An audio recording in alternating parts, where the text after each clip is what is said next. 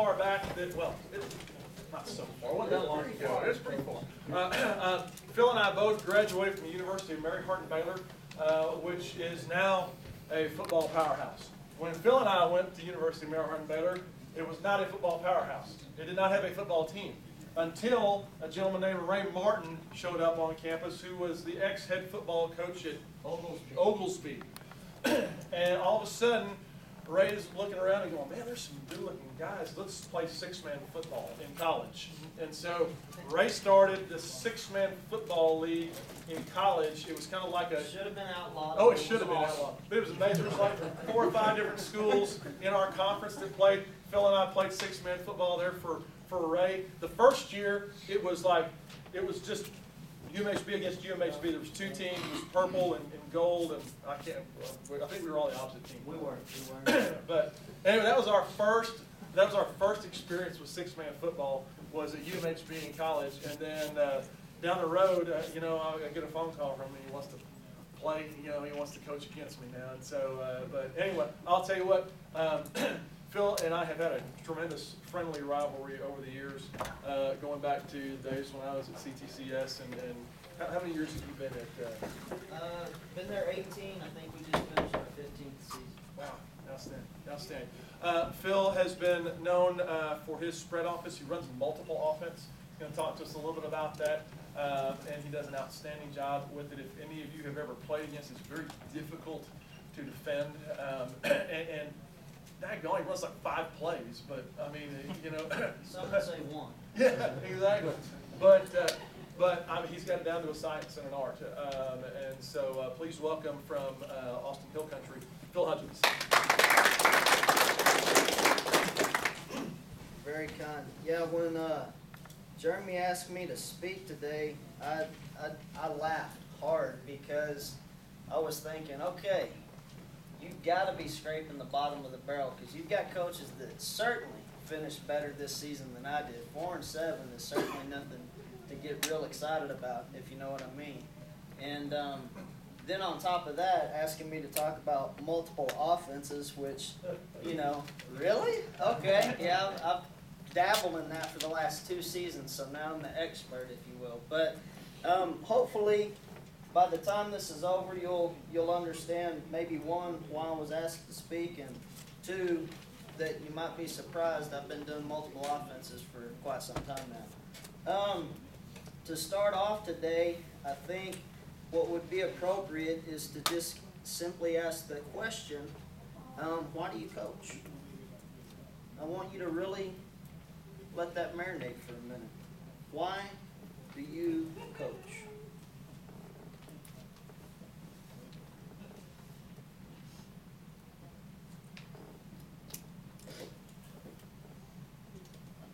I know for me, when I was younger starting out, I had a lot of different reasons why I coached.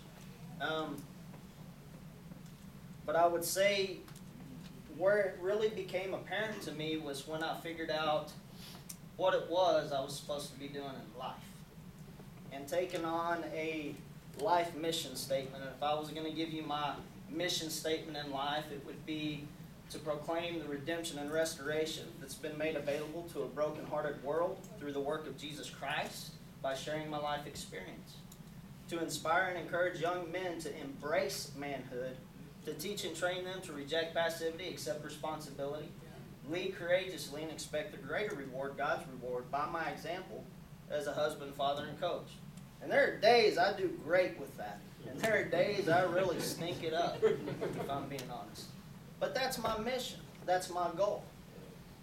And so when it comes to coaching football, the why is pretty easy. The why is because that's simply the best tool that I have found in life to accomplish that mission statement for my life. That's why I coach.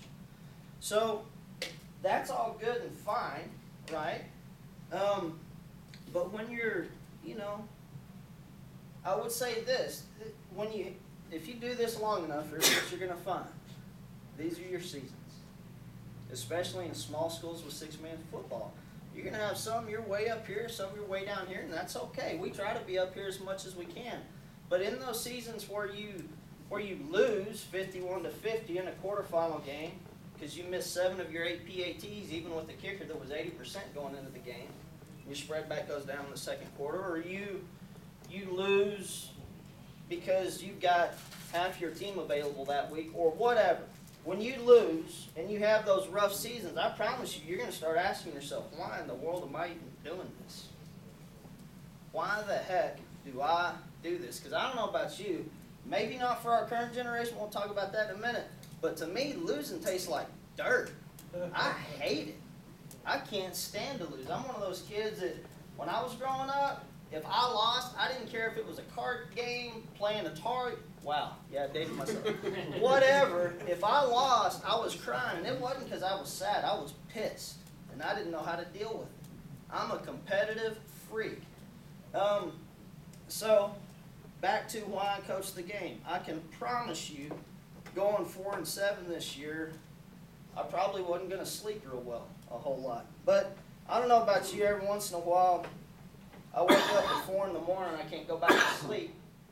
And I finally, at one point in my life, realized somebody might be trying to talk to me. So I started saying, what do you want? And so this year, just to give you an idea, going back to the why I coach, what do you say to a team that just went 4-7, that had 7 seniors on it, that had pretty high aspirations? Well, there were bigger things going on, and here they are. Gentlemen, that's quite a road you walk down this season. In our culture today, I can assure you it is most certainly the road less traveled. And my, what a difference it has made in you. The thing that pleases me most about this experience for you is seeing you overcome fear in the process. I still can't get over the contrast of the 2 moments this season. In August, asking you guys if you were afraid in regard to our schedule and opponents. Many of you were. I remember trying to pump you up, motivate you beyond that, to change your way of thinking.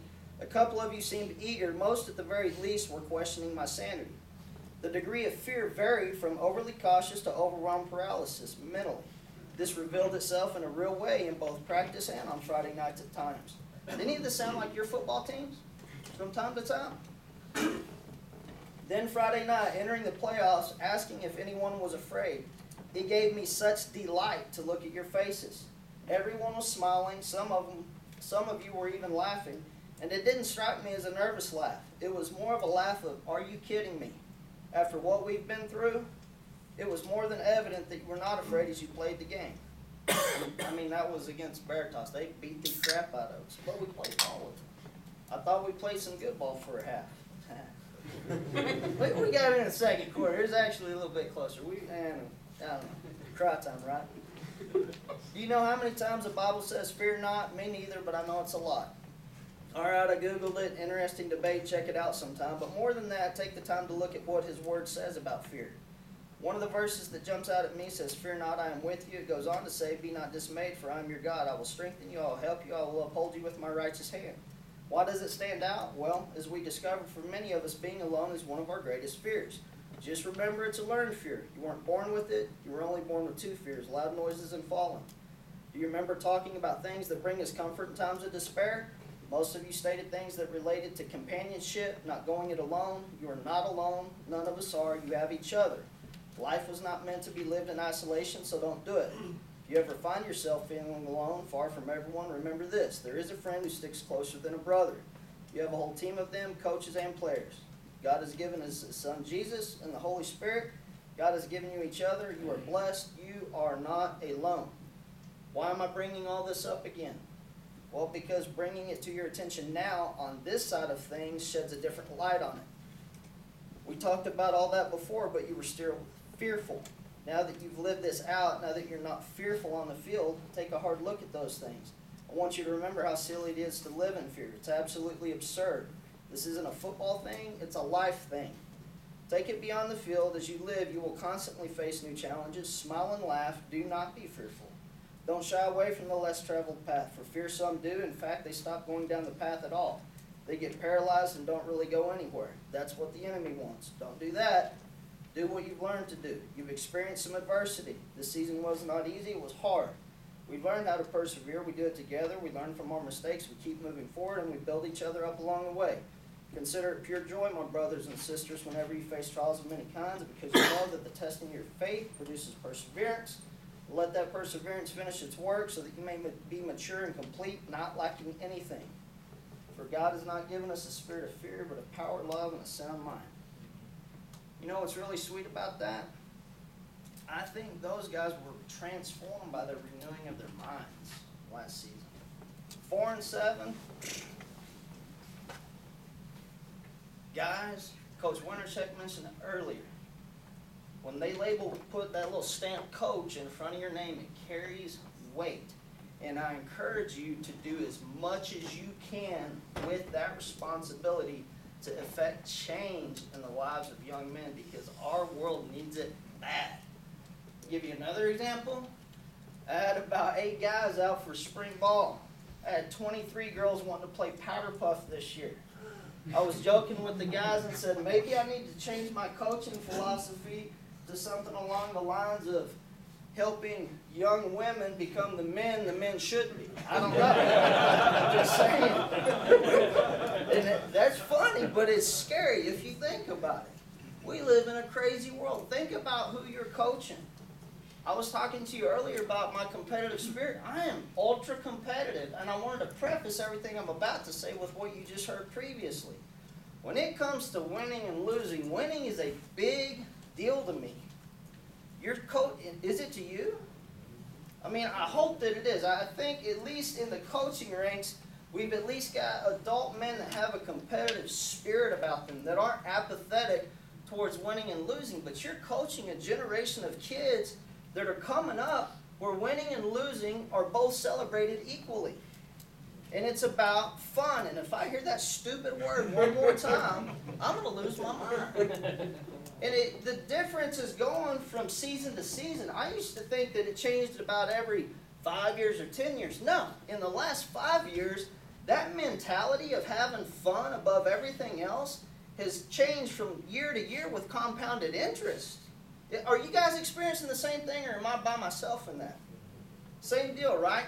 So I can stand here and I can dig my heels in, and I can say, heck no, we're going to keep it hard, rough, and I love it. We want to build men, right? But I've got to get creative too, I'm telling you, because even as young and sweet as I look, those kids and those parents, they see me one way, and I could be the nicest guy in the world on the field. They're going to see me as that bushy-eyebrowed guy that was on Full Metal Jacket that's on commercials today talking about jackwagon. You know what I'm talking about? All right. That's just how I'm viewed. Why? Because I take little Johnny out of his comfort zone and stretch him. And that's where you grow. But nobody wants that. I've got parents in my office talking about, well, you know, life was so hard for me, and I was uphill to work and back, snow both ways, and all that bull crap. And in the same sentence, say something to me like, I don't want that for my son. I want it to be easier for him. I want him to have these experiences. I want him to have fun. And I'm thinking, so everything that shaped your character, you're going to kick all that to the curb, right? And not allow him to experience anything like that to build his character?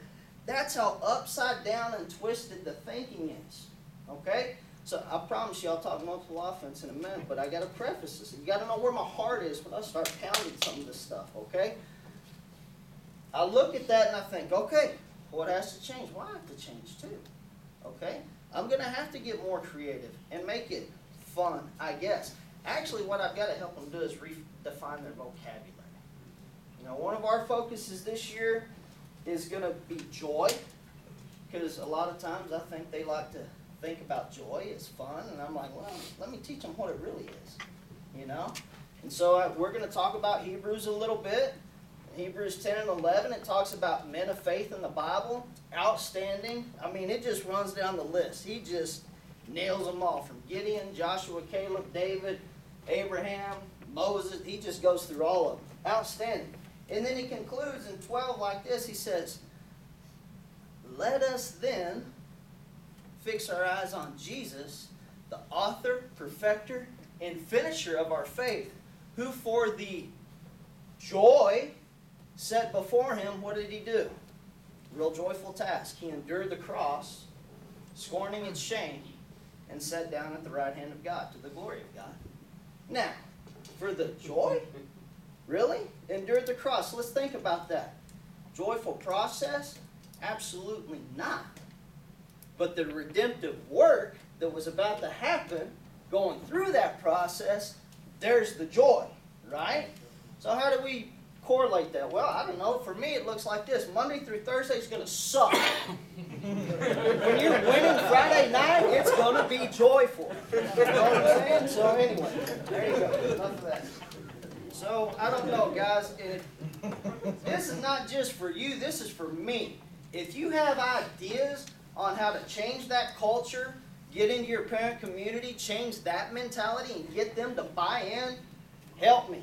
Because I'm trying to figure it out. I'm trying to do a mini retreat with dads. I'm trying to have coffee with dads just to try to get those gears shifted on their mentality, because their society is making it real, real hard. And for you, how many of you guys are 5 years or less? Okay. Yep. You're going to have some fun, gentlemen. I'm not kidding. Holy smoke. Ooh, Lord Jesus, help us all. All right.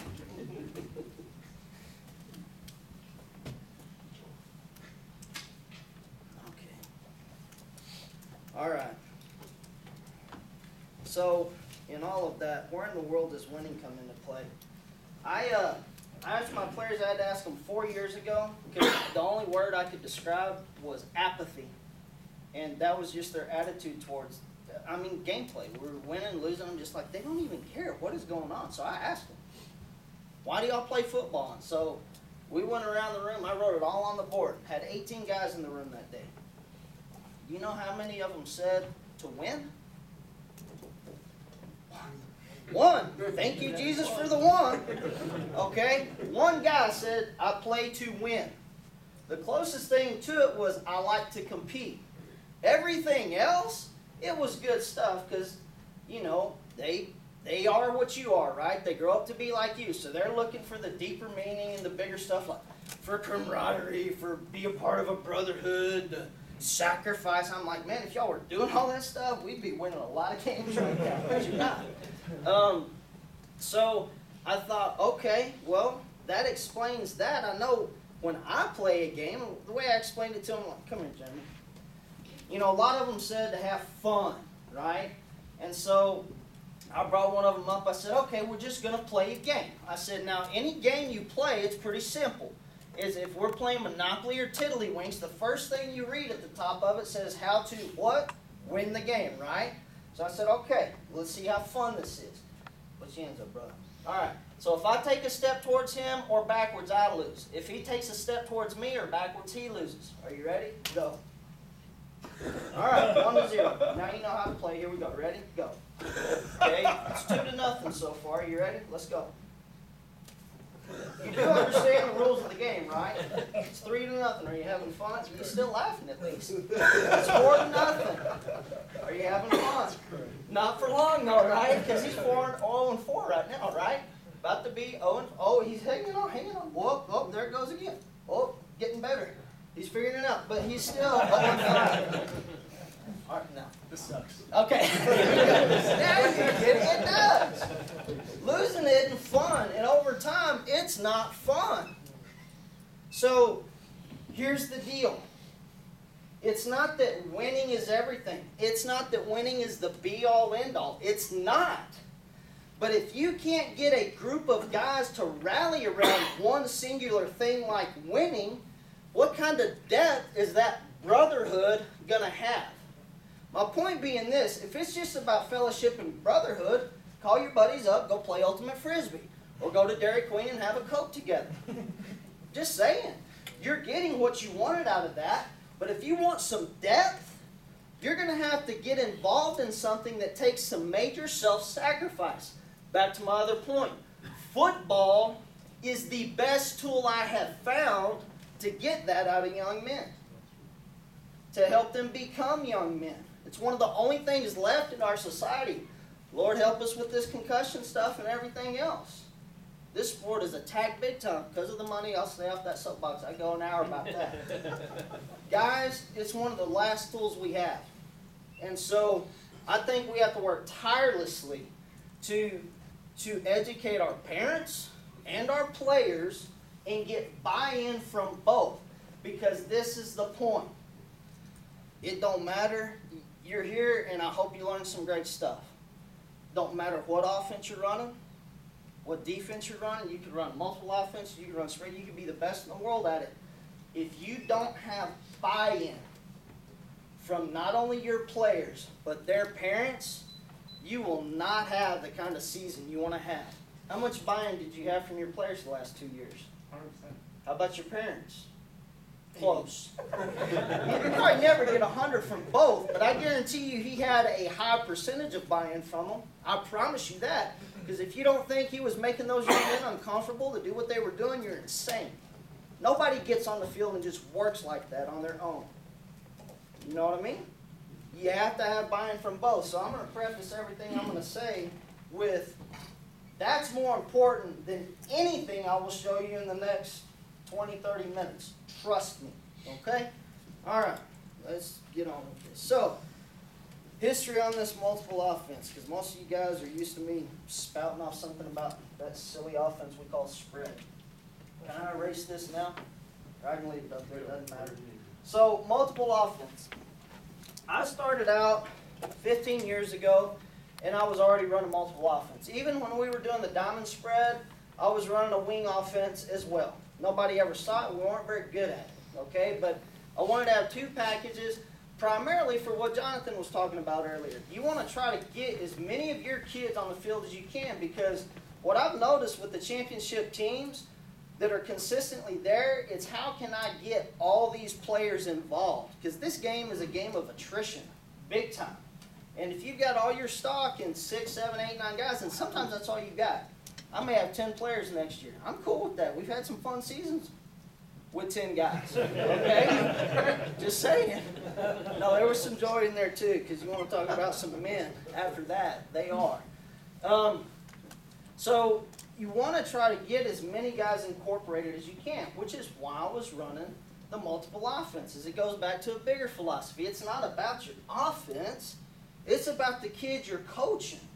So you got to know the kid you're coaching. You got to start looking at that stuff if you can. I know every situation isn't the same. You can't always look down into elementary everywhere you are or know who you're going to get. But at least try to get an idea of what you're going to have. So by my second, third year into it, I started going, I'm tired of this offset eye crap. It's kind of starting to make me mad. So I didn't want to learn it so I could run it. I wanted to learn it so I could stop it because it was wearing me out. So I started talking Coach Wintercheck. And by the way, the reason I stuck this up here is I can promise you, get together with me one-on-one. I'll talk with you for 6 or 7 hours on this stuff or try to get you a better understanding of it. I'm not going to be able to do it in 20 minutes. Yeah, I've still got about that left, okay? I started learning it from Wintercheck, who learned it from Terry. So then I went and talked to Terry. We spent time together. Now, it was probably at, I don't know, 6 clinics where Mitch Lee was talking about it. And every clinic, I made it a point to go ask him at least 2 to 3 questions about that offense so I could understand it better, okay? So we started running.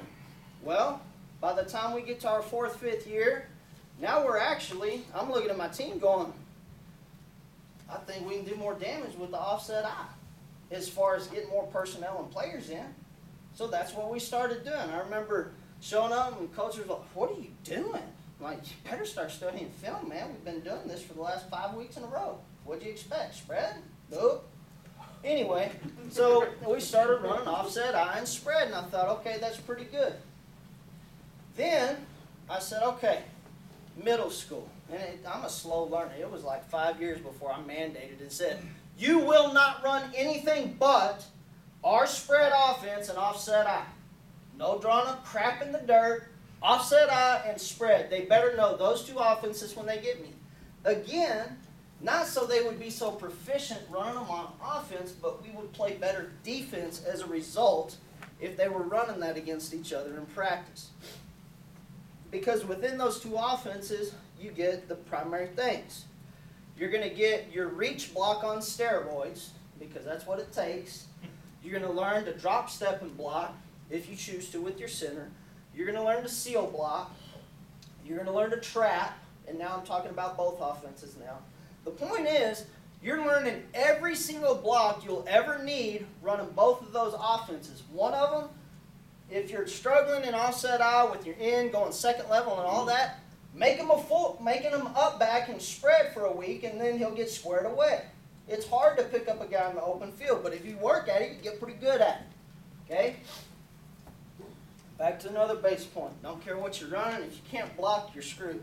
That's it. Better know how to block. All right.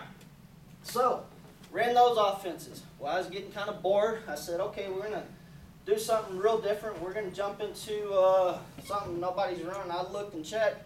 Nobody's running O'Brien. Sanderson Veer, yes. Hello, Vance Jones. Good to see you, brother. You going to talk about any of that today?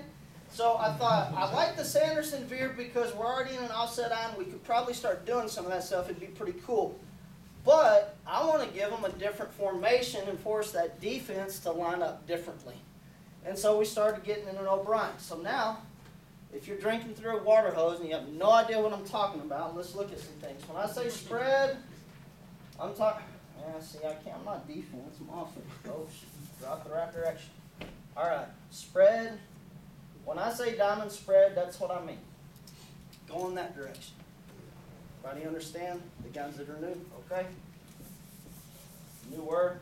If I say offset I, this is what I'm talking about. Some people call this a J, but if you put the tailback right behind the fullback like we do, call it the offset I. These gaps are 2 to 3 yards wide. Okay? If I'm talking about O'Brien, this is a little different.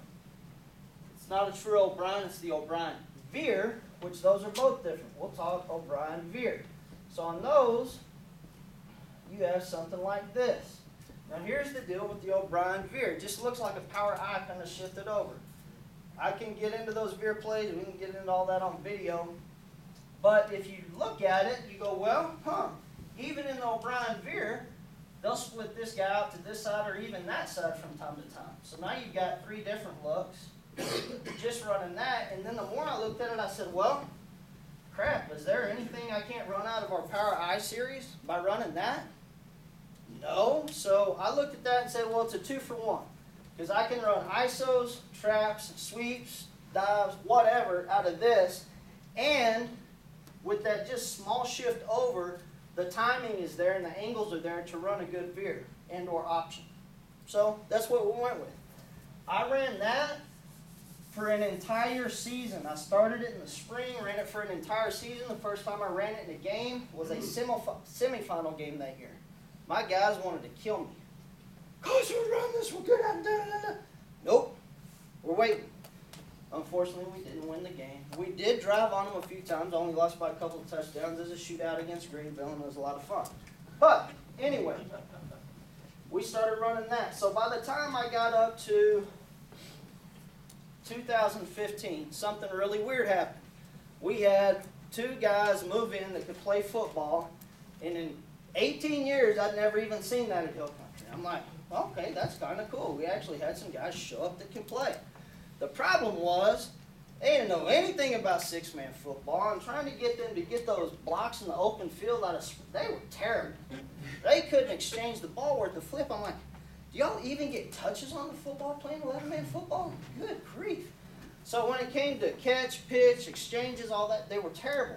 I'm like, well, what do they know? 11-man? Okay.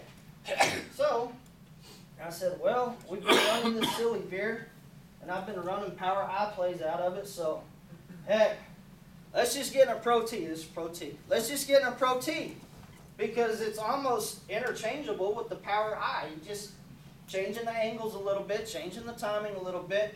And I don't do a lot of play action pass. I think you're missing the boat if you're not blocking with your quarterback. You're insane. And I think a pitch and pass is a heck of a lot harder to defend than play action pass. There's just not enough traffic on the line to get people biting here and there with play action. If I'm stepping on your toes, I'm sorry, I just don't like it. That's what we do. All right.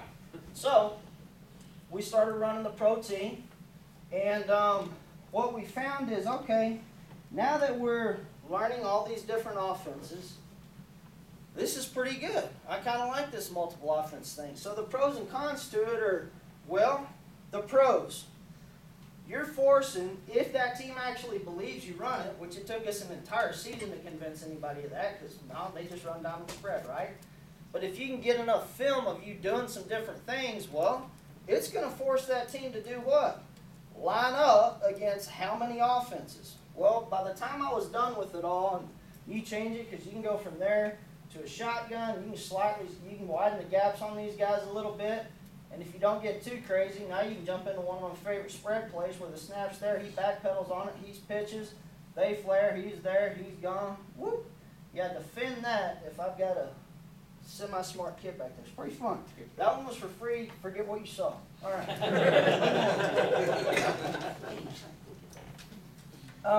So we started realizing, man, that's a big benefit. Here's the biggest downside to it. One, what I found, again, I've only been doing this 2 years, guys. I'm a slow learner. You outsmart yourself a lot. Because you get in your rhythm, you think you've got them done it, and then, ooh, that did not work out. I think a primary example was our second half. We jump out in the offset eye, boom, boom, boom, 3 plays, and then he gets his guys settled down, and I don't think we could get a yard. He said they were fast. I didn't have one kid as fast as his 9th fastest guy, I promise. If they got in space, they were gone. We didn't have a prayer. Anyway, it was a good game, though, Coach. All right, neither here nor there.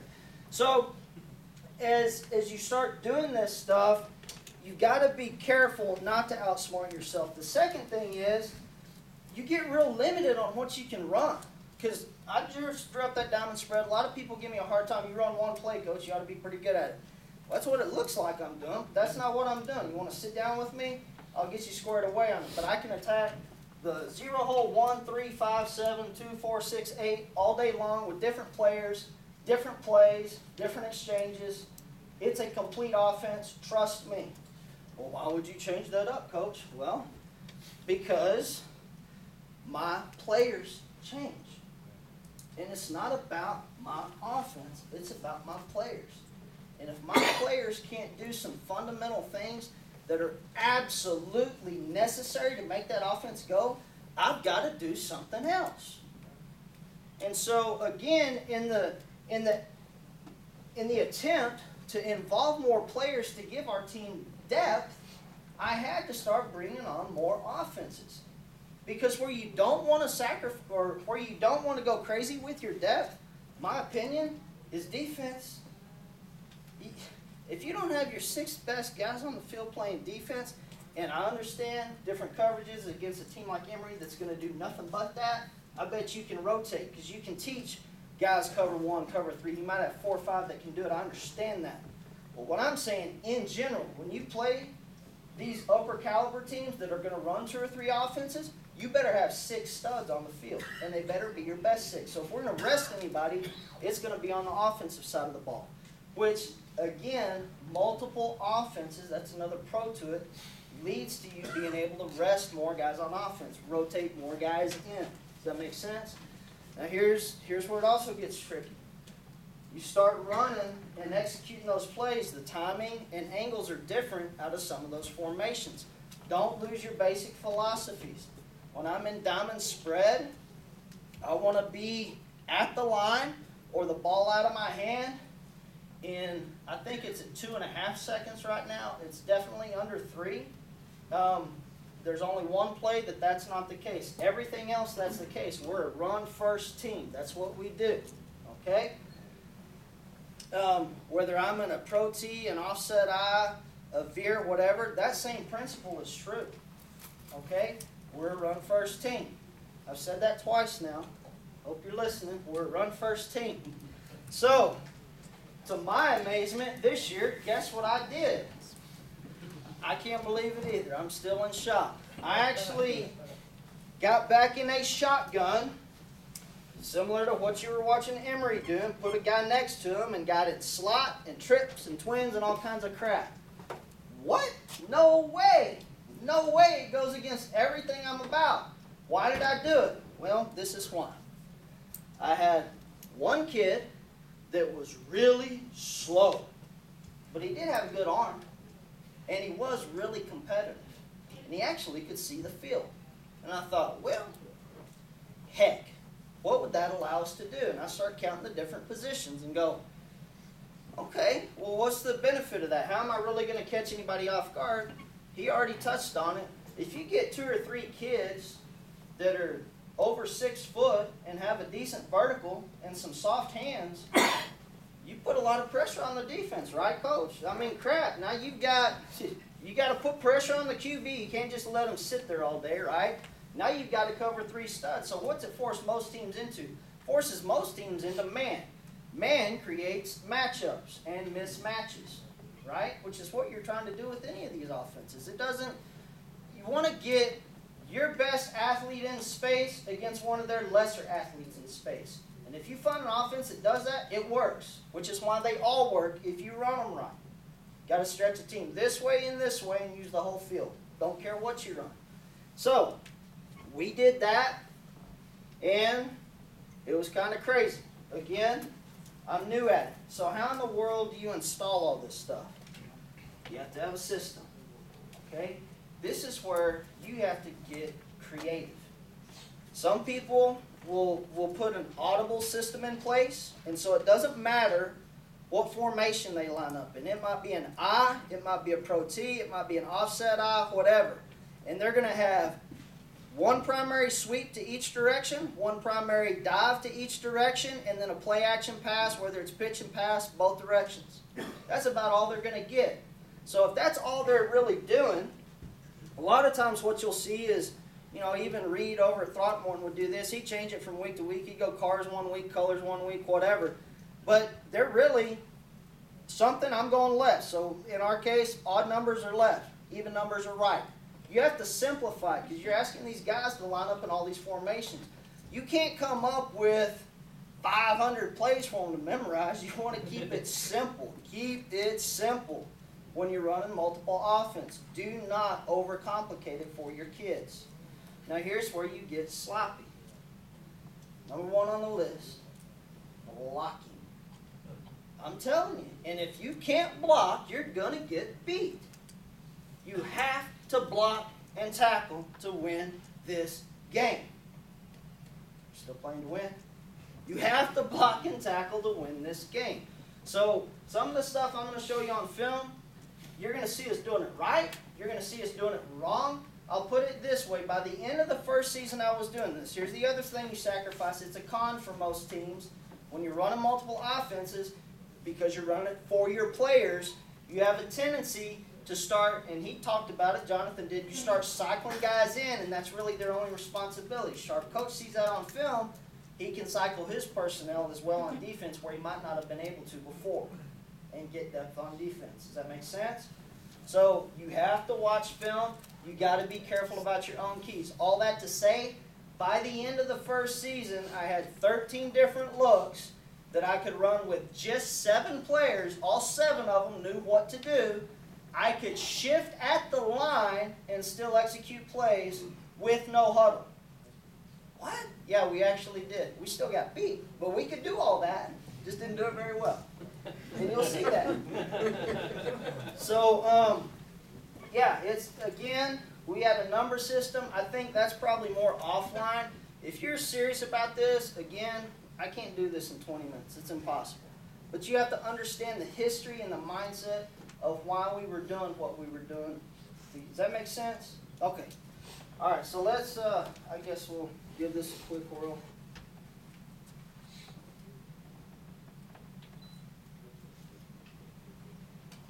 All right. So,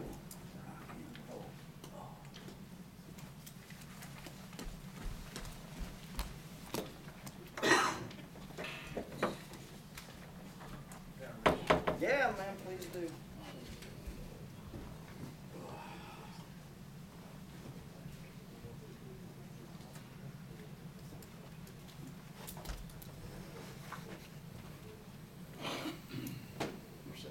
We're good? Okay.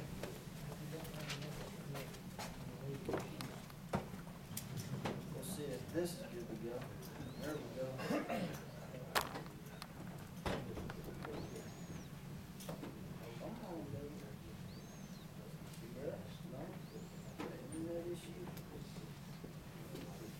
Jeremy, am I not on the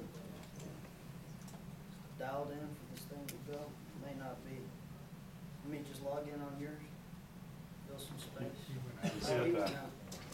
That or just tell me where my wireless action is gone right here. Hey Jeremy, what's the wireless stuff in it?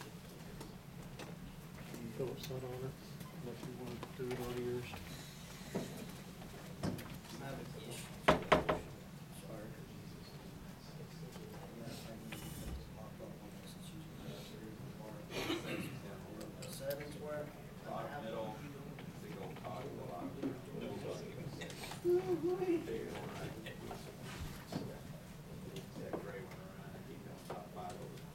Ah, there. Thank you, sir.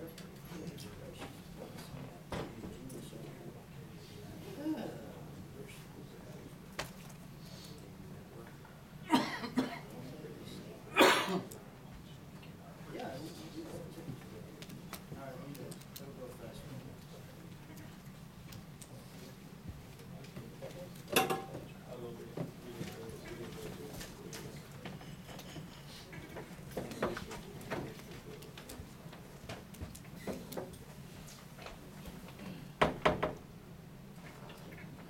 So we have to put down like that.